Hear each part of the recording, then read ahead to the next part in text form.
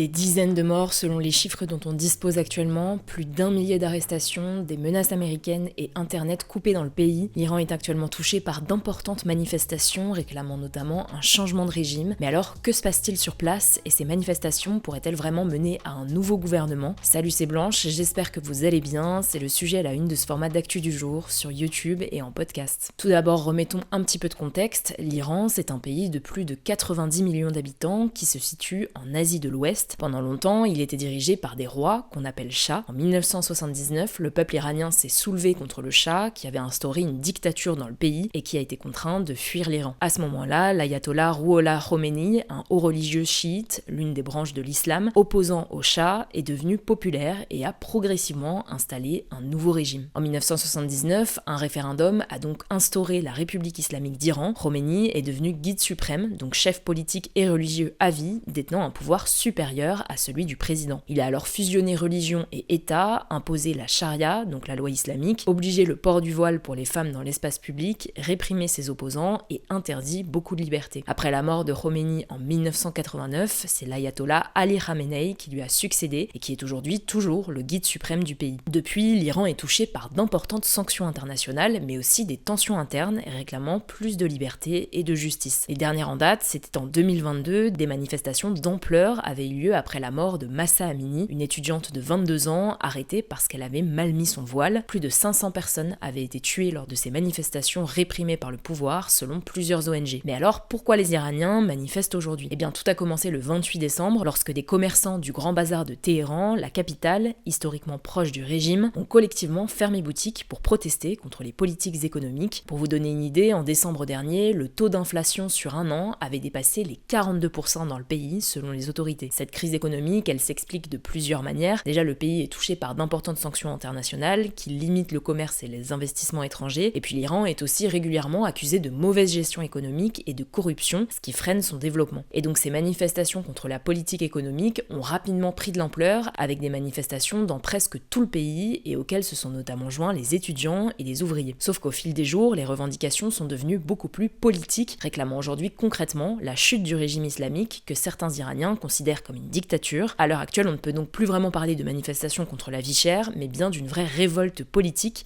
qui traverse tout l'Iran. Et ces manifestations sont très fortement réprimées par le pouvoir. Selon l'ONG Iran Human Rights, les forces de l'ordre auraient utilisé des armes de guerre pour s'en prendre aux manifestants. 45 manifestants, dont 8 mineurs, ont été tués depuis le début de la mobilisation, selon les chiffres d'ONG, et de nombreuses organisations affirment que des centaines de personnes ont été blessées, tandis qu'au moins 2000 personnes auraient été arrêtées. Ces chiffres sont très difficiles à vérifier à l'heure actuelle, et certaines personnes sur place estiment que le nombre de morts et de blessés pourrait être bien plus élevé. L'ONG de surveillance de la cybersécurité NetBlocks a par ailleurs affirmé ce jeudi que l'Iran était, je cite, en proie à une coupure d'internet à l'échelle nationale, ce qui risque donc d'entraver encore plus l'accès à l'information concernant ce qu'il se passe sur place. Selon certains analystes, ces nouvelles manifestations constituent en tout cas la plus grande menace intérieure pour le régime islamique depuis des années. Certains manifestants, qu'on ne peut pas officiellement quantifier pour le moment, appellent notamment au retour de Reza Pahlavi, le fils du dernier shah d'Iran, exilé aux États-Unis depuis plus de 40 ans et qui multiplie les appels à un changement de régime. Selon France 24, Reza Pahlavi, qui est notamment proche d'Israël, s'affiche aux côtés de figures des milieux néoconservateurs et de l'extrême droite européenne et reste pour l'instant assez vague sur ses propositions politiques pour l'Iran. Par ailleurs, plusieurs vidéos circulent actuellement sur les réseaux sociaux affirmant que certaines villes, notamment Mashhad,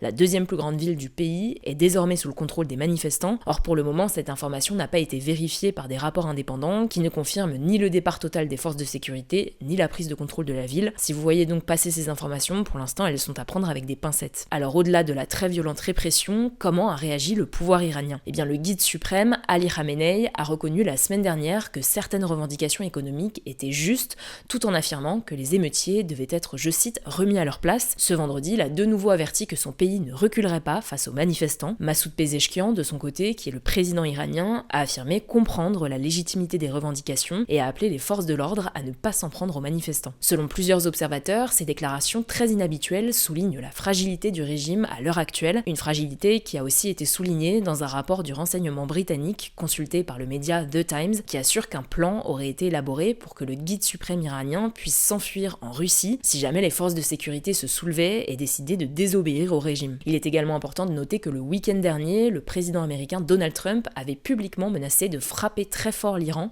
si des manifestants étaient tués. Cette déclaration, elle intervient dans un contexte où les bombardements israéliens et américains contre les installations nucléaires iraniennes en juin dernier avaient déjà beaucoup affaibli le régime. Selon une source diplomatique citée par Radio France, la France, je cite, suit avec une grande préoccupation les événements en Iran et appelle les autorités iraniennes à la plus grande retenue. Ce vendredi, le haut-commissaire des Nations Unies pour les droits de l'homme, Volker Turk, a réclamé une enquête rapide et indépendante concernant les personnes mortes dans le cadre de ces manifestations. On continuera évidemment de suivre la situation et je vous laisse avec Samy pour le reste de l'actualité importante du jour. Merci Blanche et bonjour à tous, on commence avec un point sur la tempête Goretti dont on vous parlait hier et qui a frappé le nord de la France dans la nuit de jeudi à vendredi. Des rafales de vent à 213 km/h ont été enregistrées à Barfleur, à la pointe nord du Cotentin. Il s'agit d'un record absolu à cet endroit qui n'a jamais connu de vent supérieur aux 165 km/h. Les derniers bilans des préfectures et des sapeurs-pompiers font état de 28 blessés, dont un blessé grave dans le nord. Les dégâts matériels sont aussi importants, en particulier sur le réseau électrique. Environ 320 000 foyers étaient privés d'électricité ce vendredi, principalement en Normandie d'après Enedis. Les transports ont également été perturbés par le passage de la tempête. En Normandie, la quasi-totalité des lignes ferroviaires est restée fermée toute la journée de vendredi et la reprise du trafic n'est envisagée qu'à partir du samedi matin selon SNCF Réseau. La vigilance rouge placée sur le département de la Manche entre 18h et 3h du matin a été levée ce vendredi matin, mais les écoles, les collèges et les lycées étaient fermés toute la journée ce vendredi. Seules les Landes et les Pyrénées-Atlantiques sont restés en vigilance orange pour les vents. Deuxième actu, une majorité d'États membres de l'UE a donné son feu vert ce vendredi à l'accord de libre-échange entre l'Union européenne et les pays sud-américains du Mercosur, malgré l'opposition de la France. Lancé en 1999, l'accord vise à créer une immense zone de libre-échange entre l'Union européenne et 4 pays d'Amérique du Sud, à savoir le Brésil, l'Argentine, le Paraguay et l'Uruguay, qui représentent plus de 700 millions d'habitants. En réduisant fortement les taxes douanières, cet accord doit permettre aux entreprises européennes de vendre plus facilement des voitures, des machines, du vin ou du fromage, tout en ouvrant davantage le marché européen aux importations de bœuf, de volaille, de sucre, de riz, de miel ou encore de soja venu d'Amérique du Sud. Mais ce texte est aujourd'hui très contesté en France par les agriculteurs, mais aussi par certains partis et les écologistes. Pour autant, la présidente de la Commission européenne, Ursula von der Leyen, doit se rendre ce lundi au Paraguay pour parapher ce traité. Et en tout cas, les agriculteurs ont continué leur mouvement de contestation ce vendredi avec une opération escargot à Paris. Ils ont aussi bloqué l'accès à la Belgique par les autoroutes A2 et A27. Ces opérations de blocage ont aussi eu lieu au Pays Basque sur l'autoroute A63. Troisième actu, à Kiev, la capitale de l'Ukraine, au moins 4 personnes ont été tuées et une vingtaine blessées après des bombardements de drones russes dans la nuit de jeudi à vendredi. C'est ce qu'a annoncé sur Telegram le maire de la ville, Vitali Klitschko. L'attaque a endommagé 20 immeubles résidentiels ainsi que l'ambassade du Qatar, selon le président ukrainien Volodymyr Zelensky. Ces attaques ont aussi provoqué d'importants dégâts matériels, des coupures de courant et laissé des immeubles d'habitation de la capitale ukrainienne sans chauffage. À l'ouest du pays, la ville de Lviv a aussi été touchée par une frappe de missiles sans faire de victimes. La Russie a affirmé avoir frappé des cibles stratégiques en Ukraine avec l'aide du missile hypersonique Oreshnik qui est capable, selon le président russe, de se déplacer à une vitesse de 12 000 km/h. De son côté, Volodymyr Zelensky a appelé la communauté internationale et en particulier les États-Unis à réagir afin de pousser la Russie à privilégier la voie diplomatique. Quatrième actu, un nombre important de prisonniers, dont des étrangers, sont en train d'être libérés au Venezuela d'après le président du Parlement vénézuélien, Jorge Rodriguez.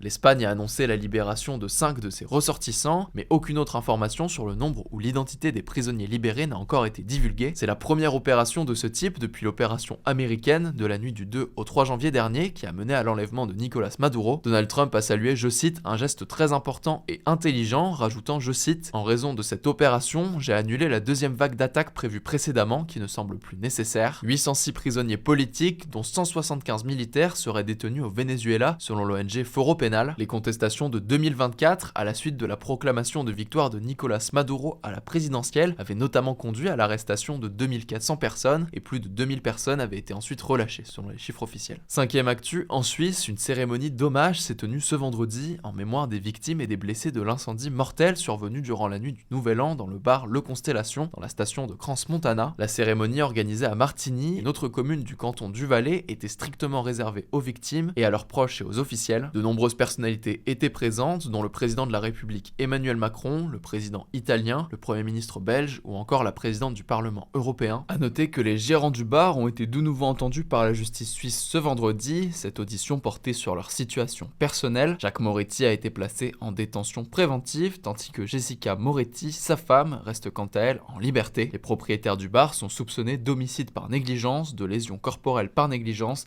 et d'incendie par négligence. Et on termine avec cette actualité, 4 membres d'un équipage spatial de la Station spatiale internationale, l'ISS, vont être ramenés sur Terre dans les prochains jours à cause d'un problème médical. Les Américains Zena Cardman et Mike Fink, le japonais Kimiya Yui et le russe Oleg Platonov font partie de l'équipage 11. Présents sur la station depuis le 2 août 2025, ils avaient pour objectif de simuler des scénarios d'alunissage dans le cadre du programme Artemis mené par les États-Unis pour retourner sur la Lune. Cette mission était censée durer encore 3 semaines, mais l'un des 4 astronautes est donc tombé malade. La NASA, donc l'agence spatiale américaine, n'a pas donné de précision sur la personne malade ni sur la maladie en question. Ce que l'on sait, c'est que son état est stable et que ce retour se fait surtout par précaution. En tout cas, ce sera la première évacuation médicale de l'histoire de l'ISS, et d'ailleurs ça pourrait bien jouer en la faveur de l'astronaute française Sophie Adenau. Elle était censée rejoindre la station spatiale avec l'équipage 12 à partir du 15 février, et avec cet événement, elle pourrait donc bien partir en avance. Merci Samy pour ces actualités et merci à vous de continuer à suivre ce format. Je crois que j'ai tout dit, prenez soin de vous, prenez soin de vos proches et je vous dis à plus tard.